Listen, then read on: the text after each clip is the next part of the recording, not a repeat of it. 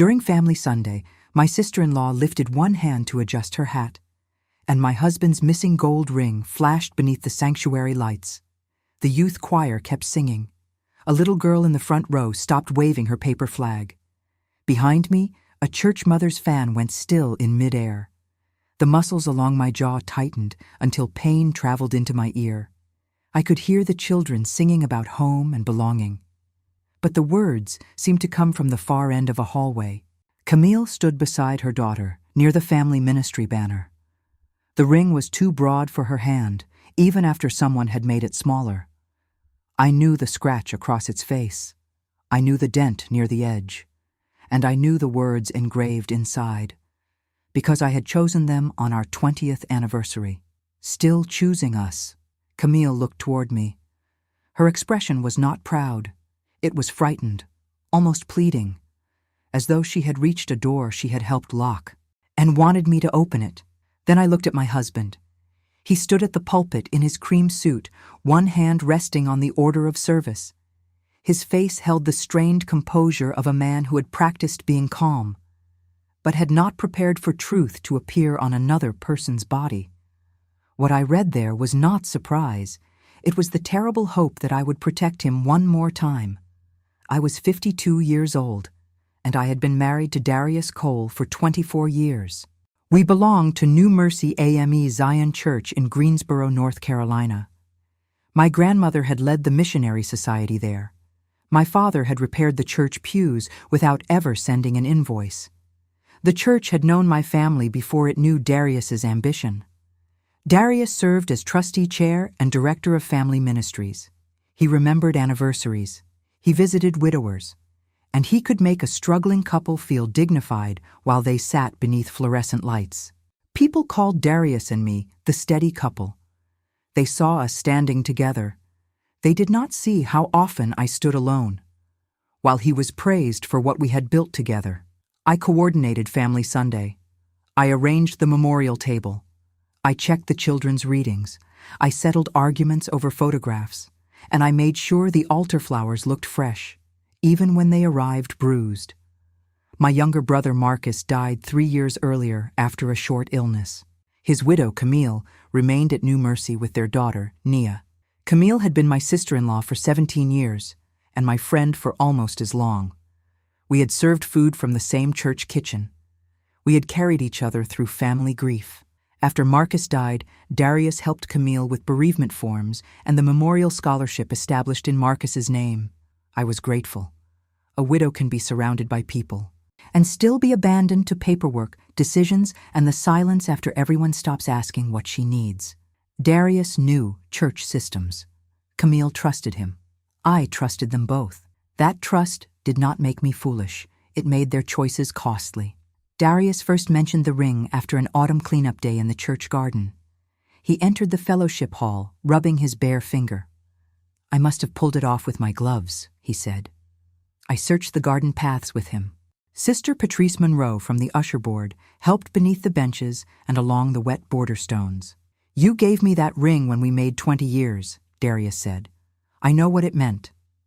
For 2 weeks, I checked the church office, the trustee room, the kitchen sink, and the lost and found drawer.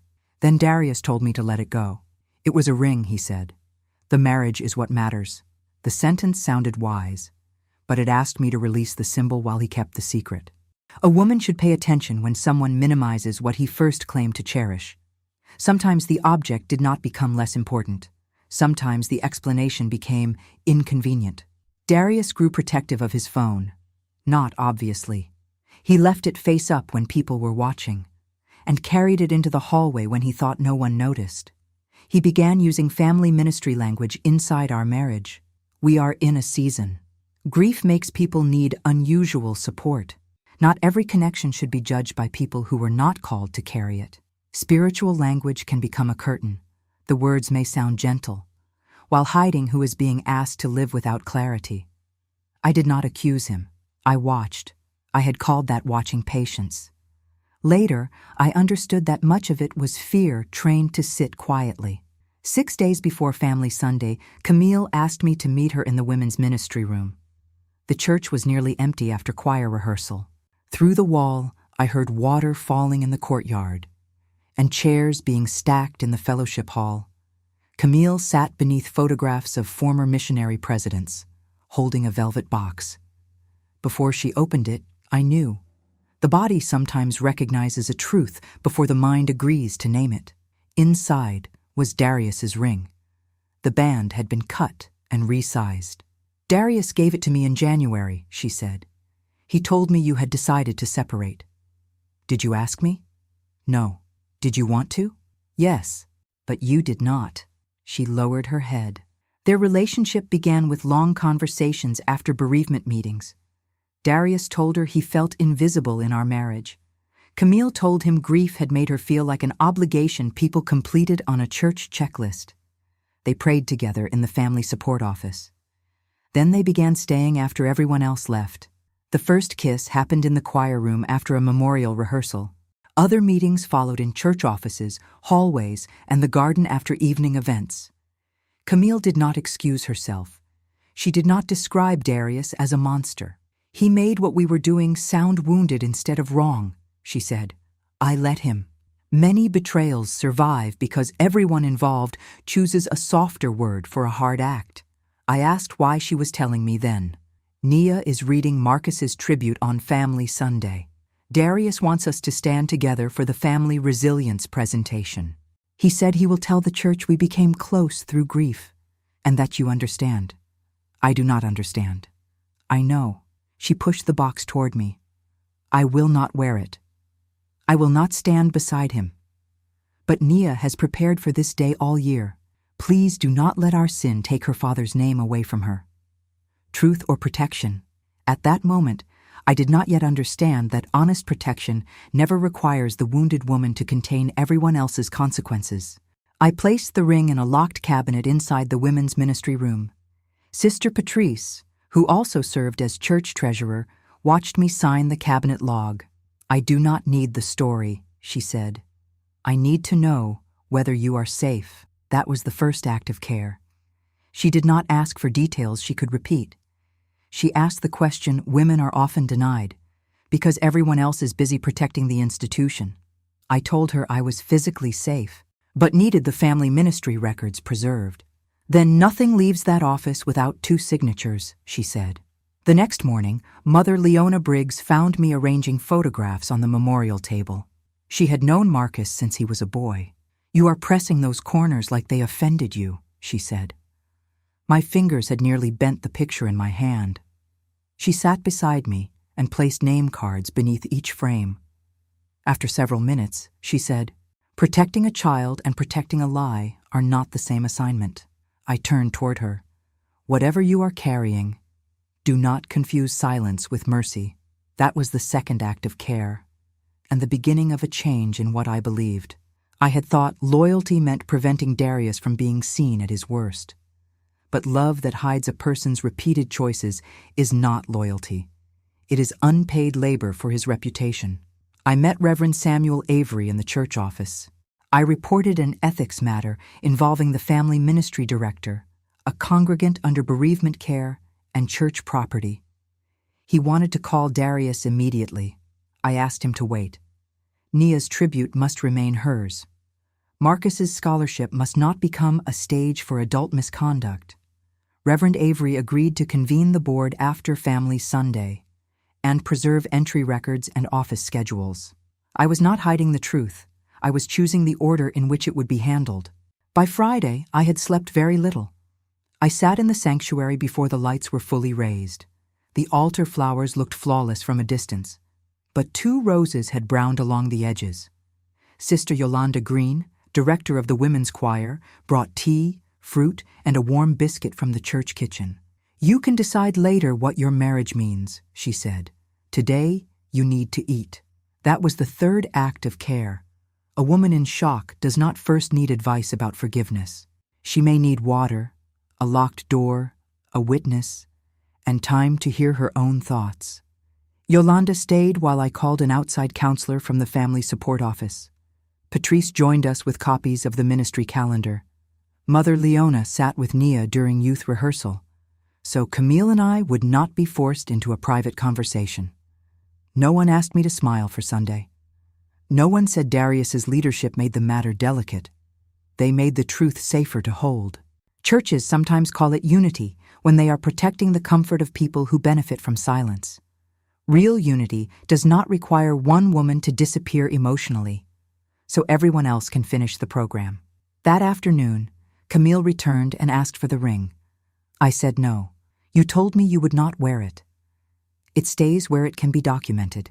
She nodded. Then she said Darius had been calling her. He says you are trying to humiliate him. I have not spoken to him. He says silence can be cruel. Darius had lived inside my silence for years and called it peace. Now that it no longer served him, he called it cruelty. Manipulation often reveals itself when the same behavior is praised while it protects one person, and condemned when it protects the other. By Saturday evening, I returned to review the final program. The velvet box was gone. The cabinet log showed that Reverend Avery had opened the room for a district missionary meeting. Camille had helped with setup. Patrice checked the hallway camera with the administrator. The footage showed Camille entering alone for less than 2 minutes. I did not call her. I called Reverend Avery. I will not stop Family Sunday, I said. But if that ring appears, I will not cover what it means. Do what truth requires, he said. I will keep the room orderly. I sat on the empty bench in the church garden. Rain had passed through, and water moved steadily from one bronze bowl to the next. I thought about Nia. I thought about Marcus. I thought about the first time Camille called me sister. Then I thought about myself. That was new. Women who have cared for everyone else can mistake self-consideration for selfishness. But a life cannot remain whole when the woman living it is always the last person included in its protection. I decided not to seize a microphone or turn worship into spectacle. I would complete what belonged to the children, but I would not present a family covenant under Darius's leadership while wearing the face of agreement. Peace without truth was no longer a spiritual goal. It was avoidance dressed for church. By 10 o'clock on Sunday morning, every pew at New Mercy held 3 generations of somebody's family. Children wore white, grandmothers wore wide hats. The men's chorus sat behind the pulpit in navy jackets, and the memorial table carried photographs of members whose names still lived in the congregation. Nia read her tribute to Marcus with a steady voice. She spoke about his laugh, his habit of arriving early, and the way he taught her that family was not only who claimed you in public, but who showed up when no one applauded. Then Darius stepped to the pulpit for the family resilience presentation. He invited Camille and Nia to stand. Camille rose. When she adjusted her hat, the ring caught the light. The youth choir continued softly beneath Darius's transition. A little girl stopped waving her flag. A fan went still. The moment returned exactly as I had feared. But I was no longer the woman who believed enduring it quietly would save anyone. Darius saw the ring. For 1 second, his face emptied. Then he smiled. Our families do not always take the shape we expected, he began. That was when I stood. I walked to the front without hurrying. Reverend Avery moved away from the pulpit and gave me space. Darius lowered his voice. Not now. You chose now. When you asked her to stand beneath a banner about family truth, the sanctuary became still. I did not describe private acts. I did not call Camille a name. I did not ask the congregation to judge what had not been reviewed. I said only what could be proven. That ring was given to my husband on our 20th anniversary. He told me it was lost on church property. 6 days ago, Camille told me he gave it to her during a relationship that grew through the ministry he was assigned to lead. A Bible slipped from someone's lap and struck the carpet. Camille covered the ring with her other hand. Darius looked toward Reverend Avery. This is a family matter.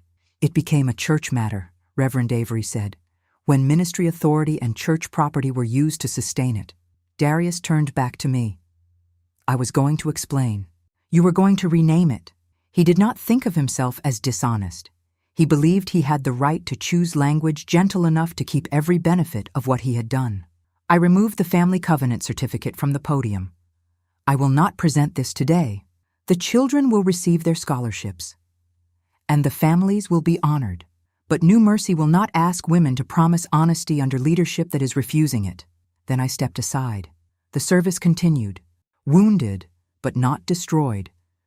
Truth did not have to burn the whole house to prove there was smoke in one room. After the benediction, Mother Leona redirected curious people toward the fellowship hall. Yolanda took Nia to the youth room with 2 women she trusted. Patrice remained beside me, while Reverend Avery, the trustees, the presiding elder, Camille, Darius, and I met in the church office. Darius admitted the relationship. He said grief had blurred boundaries.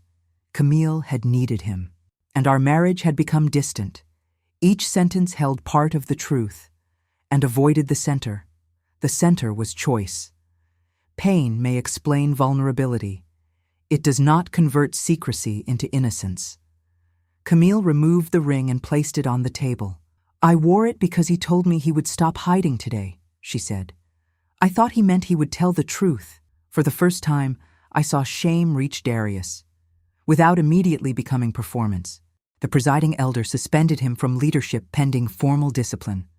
The church hired an outside reviewer to examine bereavement boundaries, office access, and misuse of authority.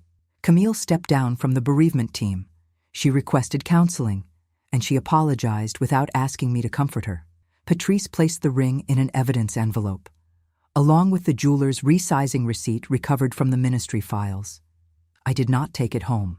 It no longer represented the promise engraved inside. I asked that it remain with the church records until the review ended. Later, I would decide whether to keep it, sell it, or remake the gold into something that did not require my memory to lie. Darius asked to speak with me alone in the sanctuary. I declined. "I have spent enough years meeting you in rooms where you controlled the meaning. Anything necessary can be said with the counselor present.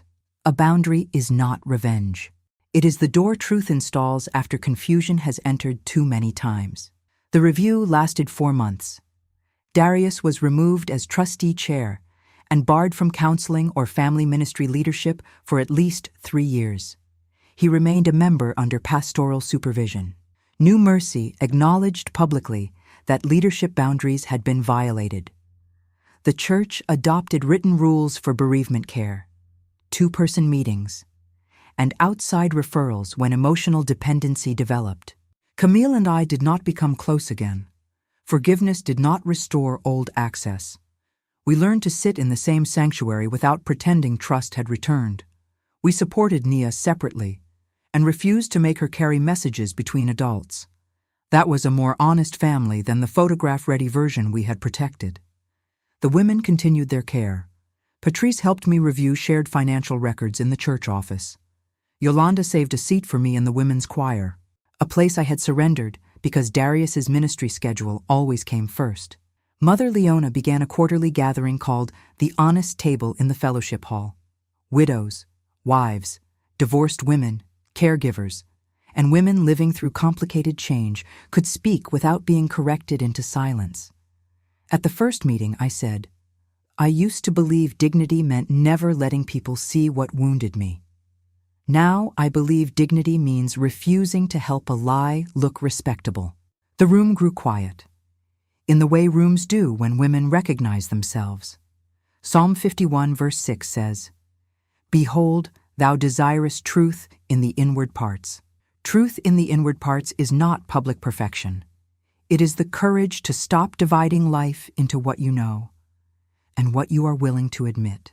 After the review closed, Patrice returned the ring in its velvet box.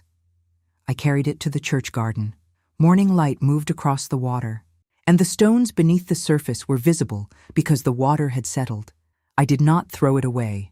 Through the church's women-owned business directory, I found a jeweler who reshaped the gold into 2 small bands. One became a simple pendant for Naya, engraved with Marcus's name. The other became a narrow ring for me. Inside it, I placed new words, "Still choosing truth." I did not wear it as proof that I had survived Darius. I wore it as a reminder that I no longer needed to disappear to keep a family standing.